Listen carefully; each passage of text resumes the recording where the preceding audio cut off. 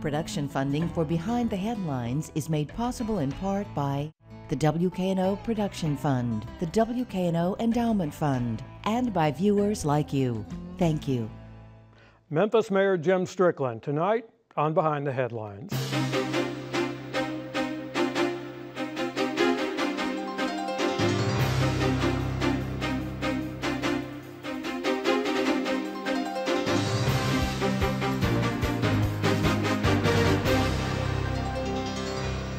Good evening. Welcome to Behind the Headlines. I'm Bill Drees with the Memphis Daily News, and tonight for Eric Barnes. And of course, we're joined tonight by Memphis Mayor Jim Strickland. Welcome to the show.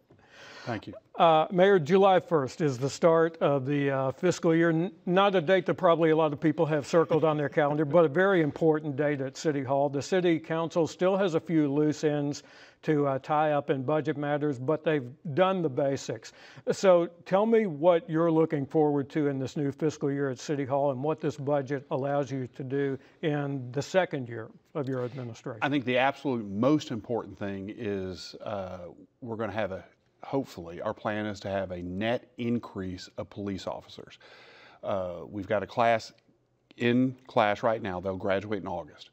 Then we have a September class, and they'll graduate in January. So if I'm on the show in January, I would hope to be able to say for the first time in 7 years or more, we've had a net increase of officers, meaning more officers hired in 12-month period than left. Mm-hmm. Hopefully that net increase is around 50.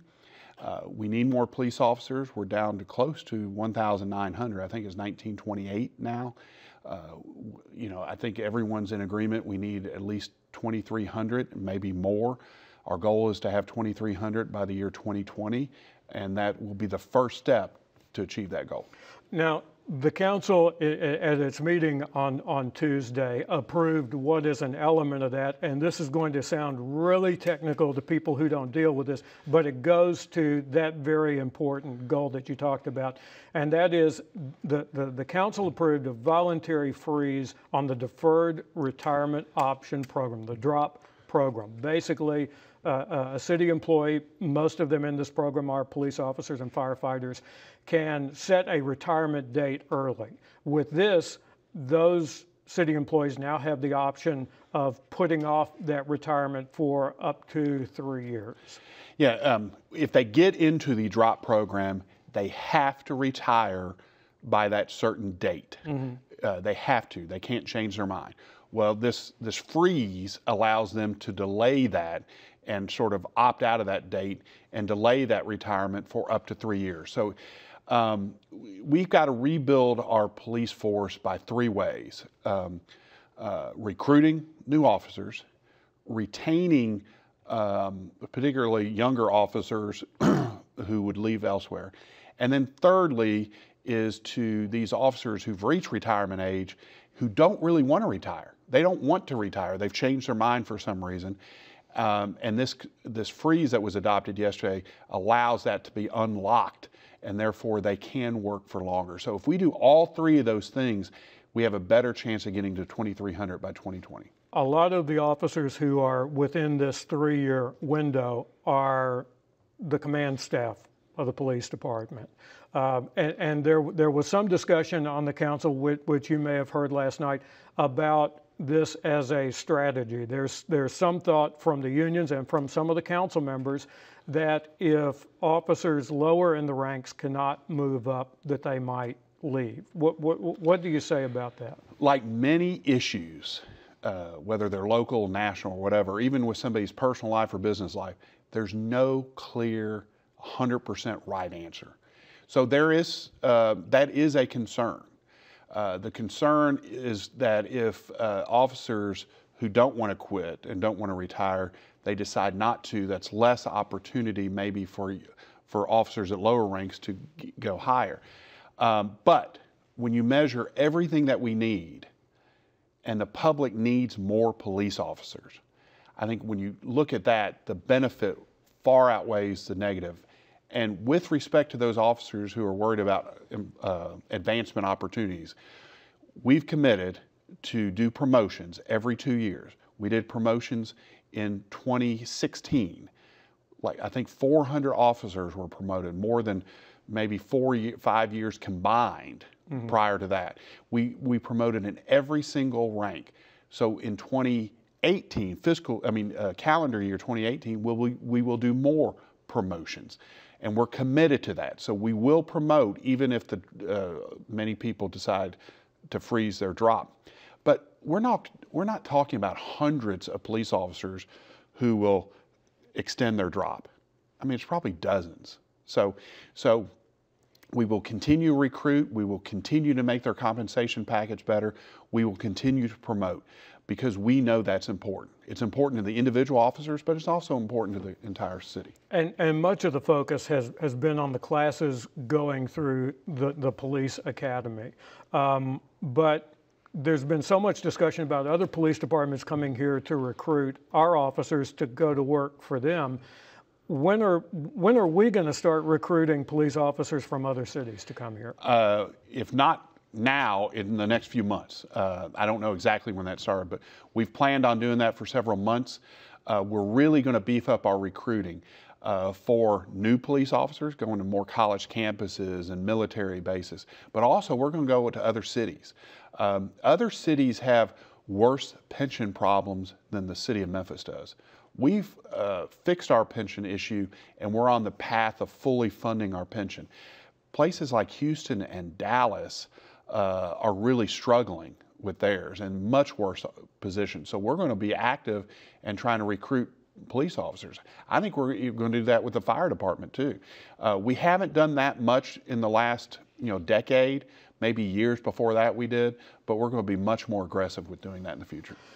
One of the other unresolved matters, and again, this is a really sexy issue, stormwater fees and sewer maintenance fees. But in the case of the stormwater fees, your administration has proposed what would amount to a 50% increase over a 5-year period. And some council members have great pause over doing that. The property tax rate didn't go up, it was readjusted, and we went with the new certified rate, and that's already been approved. What's the case for the stormwater fee hike and the sanitary sewer fees? Well, yeah, I do want to make that point that our taxes did not go up.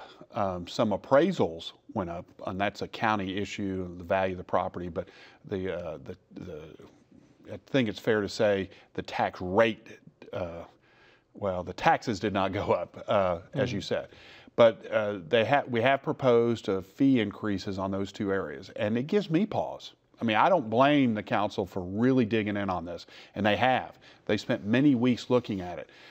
The issue is stormwater, which is rainwater that comes, and how to deal with that, and sewers, which obviously everyone knows what those are. We are a city that, especially in the inner city, our infrastructure is old, and it needs repair. In fact, with our sewer system, we have a federal consent decree with the federal, I guess it's the EPA, but the court order saying we've got to fix what we're doing and make it better.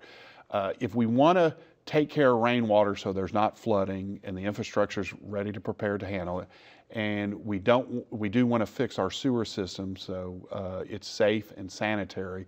Unfortunately, that costs money. It does not cost as much money as other cities are doing, and our fees for both those services are some of the lowest in the entire country. Our founding fathers did us a big favor by making those two systems separate, rainwater and sewers systems. Some cities have them together, and it costs so much more to be able to handle that. I used to know the name of the person who made that decision. Harlan Bartholomew? Yeah, you probably covered him, right?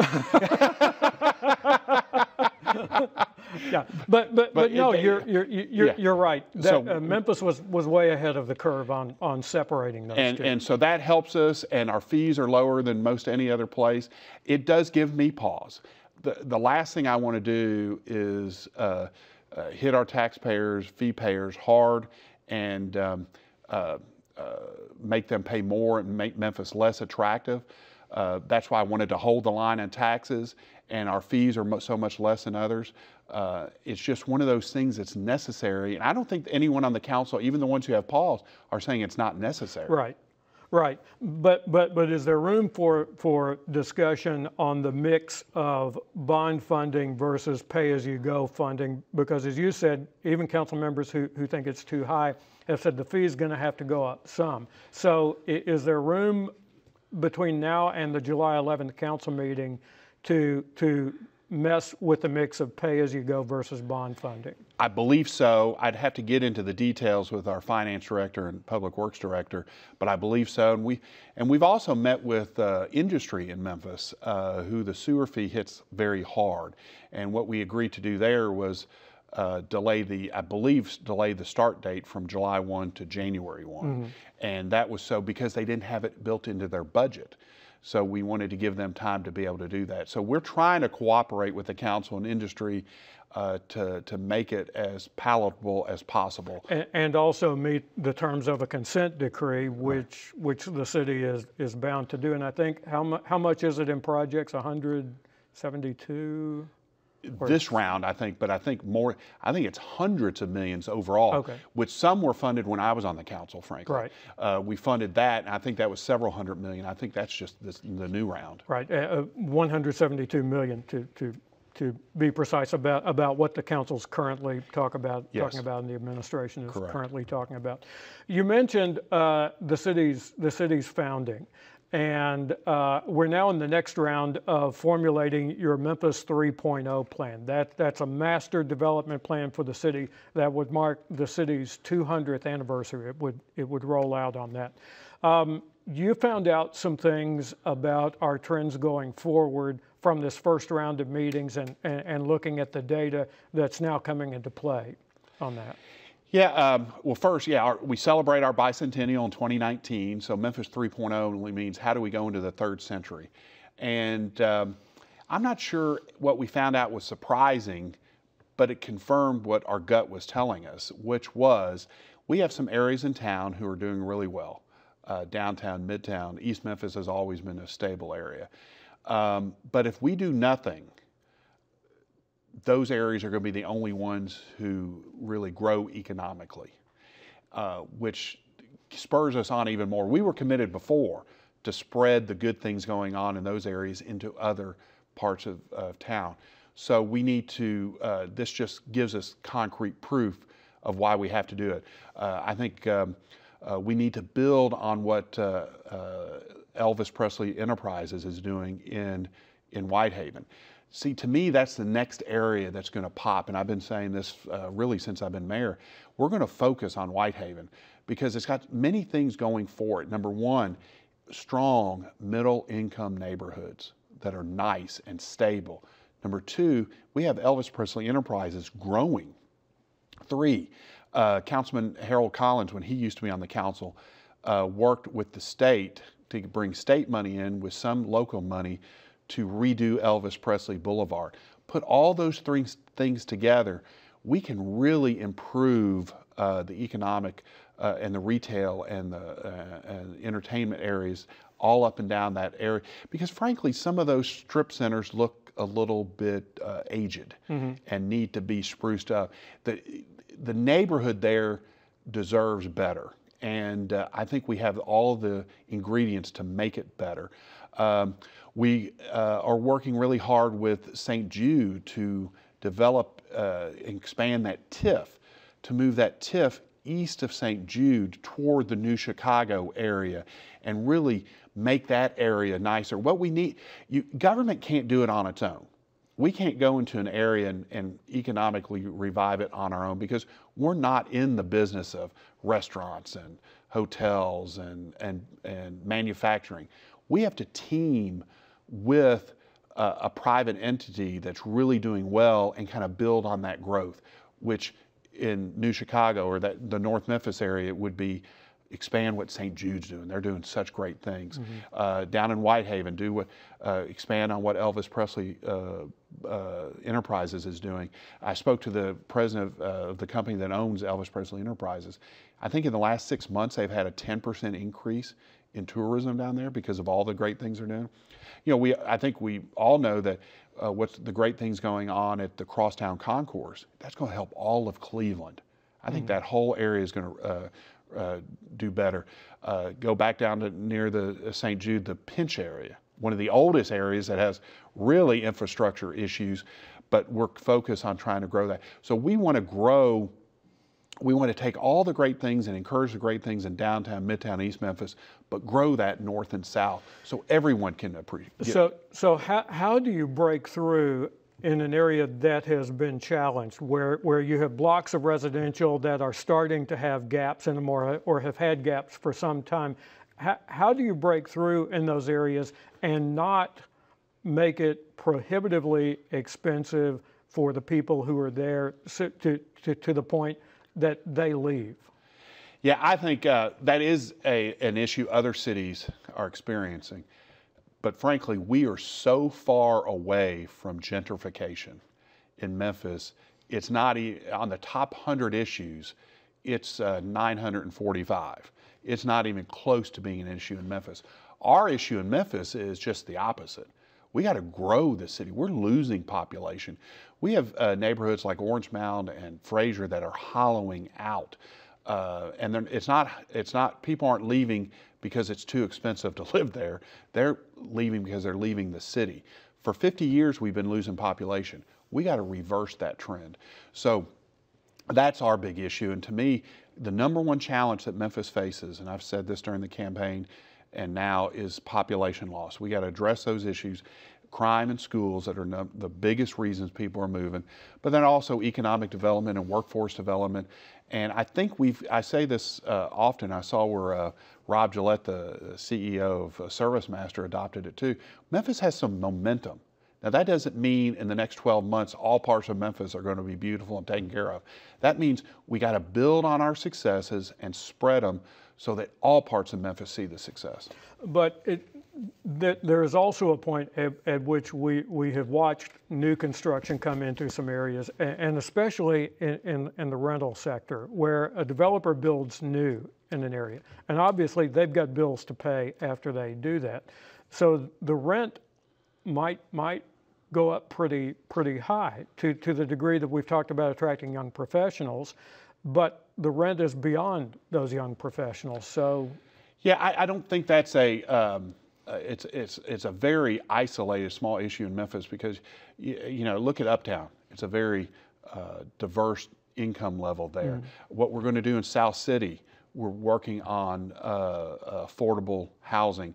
Our partnership with the Church of God in Christ and Mason Village is going to be affordable housing. So we keep that in mind, and that is an issue that we'll continue to work on. But what we need to do is we want the young urban professionals to start coming in town. I mean, that's what's rebuilt South Main with all the condos and apartments there. That's how cities are vibrant. Because if you're not growing, you're dying. And whether that's a city or a business, we've got to grow our way to prosperity. But when we grow, we got to make sure that all parts of town and everyone feels the benefit of that. And that kind of addresses your point, so that people have affordable housing and they're not pushed out of Memphis. Like a lot of cities, the poor, the reason their poverty rate is decreasing is they've pushed the poor folks into the suburbs. Some suburbs of major cities are where the poor people live. We never want that in Memphis. And I don't think that's on the radar screen. We have so much property that can be redeveloped for affordable housing, and we'll continue to push that. Going back to Whitehaven, we now have an economic redevelopment group that's in place that's been talked about for quite a while, the Greater Whitehaven Economic Redevelopment Corporation, called GWERC. Government's all about acronyms.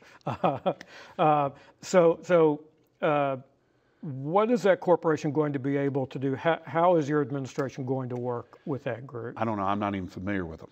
Okay. So what we're focused on our own efforts to revitalize and improve some parts of Whitehaven. I don't want to say all Whitehaven needs to be revitalized. There are really good neighborhoods there. So what I outlined earlier, and you're going to see some more stuff coming down the pike. What we're going to do is work with the council members who represent an area, and we've been committed to Whitehaven for a while. I'd be happy to work with a new group that's involved. And get the streetscape improvements started. Absolutely. Because we broke ground on that quite a while ago, and now we're down to 1 or 2 right-of-way acquisitions on improving Elvis Presley Boulevard. Frankly, it's moved too slow for my taste, but I think we're picking up pace on it, and I just got a status report on that last week. City Hall is really moving hard. All right. The other things that are going on with Memphis 3.0 is you talked about population loss, and I believe one of the statistics that they came up with is if nothing happens, our population grows by about 1% over these next few years. Obviously, that's not what you want. No, but frankly, that's better than what's happened in the last 40 years. The last 40 years, Memphis's population has only gained from annexing areas. I'd love it if our population grew by 1% this year, because literally we're losing a net loss of population. We've really got to focus as a city on that. For too long, our political leadership in the city didn't want to talk about that issue. And until we started bringing it up in the last few years, you never heard people talking about it. It is the #1 challenge we have. But to answer your question is no, 1% growth is not what we need to sustain this city. We have 340 square miles. We have a lot of room for a lot of people. We need more density. We need more people in areas to be able to effectively serve them. And to talking about one service is mass transit, public transportation. One of the challenges that we have on public transportation, and the biggest challenge is we have no density, 340 square miles. Boston is 22 square miles. We are bigger geographically than Chicago and New York, and they live on top of each other. That just shows you how hard it is to run a bus system when we're so spread out over many, many miles. So with less than 5 minutes left, the interim head of MATA has talked about $30 million to deliver on a promise of bus trips that are no longer than an hour on all of the routes. Some talk about going back to a gas tax hike referendum to fund some part of that. Where do you stand on that? I'm open to discussion. Whatever tax would be used to increase, I'd want obviously the public to vote on it, because I think you get buy-in and they support it. Yep. But we also have to look at pre-K. I'm still committed to universal pre-K. We do have public transportation that we need to take care of. And there may be some other issues. So all that needs to be looked at and decided. MATA's budget, and that $30 million increase is a huge percent of their budget. It's almost doubling their budget. And that's just to get an adequate system.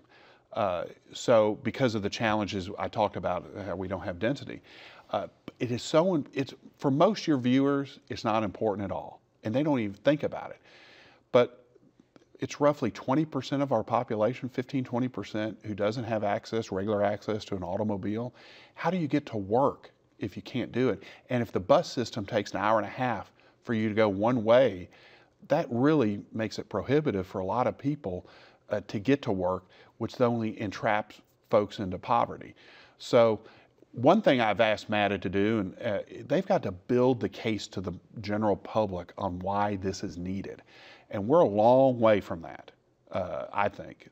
It's got to be on the minds of a lot of people, and like I said, we're a long way. So they need to go to Kiwanis clubs and Rotary clubs and churches and really be evangelists on this issue. And should they in the interim continue to build the system to make changes in the system? A study was done a couple of years ago where, like on a short-term basis, they could improve their services. They've committed to me that they will implement those changes. But to really have an adequate system, they need more money, and city government does not have it. We increased their budget last year, my first year in office, fairly significantly. But we can't keep doing that because we have so many other needs in our parks and our libraries and public safety. And all that goes back to the reason our budget's not increasing by enough is we don't have enough taxpayers. We need to draw more taxpayers into Memphis. Our budget increases by 10 or 13 million a year, somewhere in that range. I think Nashville's increased year over year by 120 million. You're talking about revenue growth. Revenue growth, right. I'm sorry, revenue growth. So you see what the growth in Nashville is doing. It allows them more money for all these different issues. We got to get to that. That's our goal, is that we're growing and our revenue grows and we have more taxpayers. We need more taxpayers as opposed to raising taxes. All right. We'll leave it there. We've covered a lot of ground in about 26 minutes here. And so that's where we'll leave it at this point, with, of course, more action always to come at City Hall. Thanks for joining us. That's our program this evening.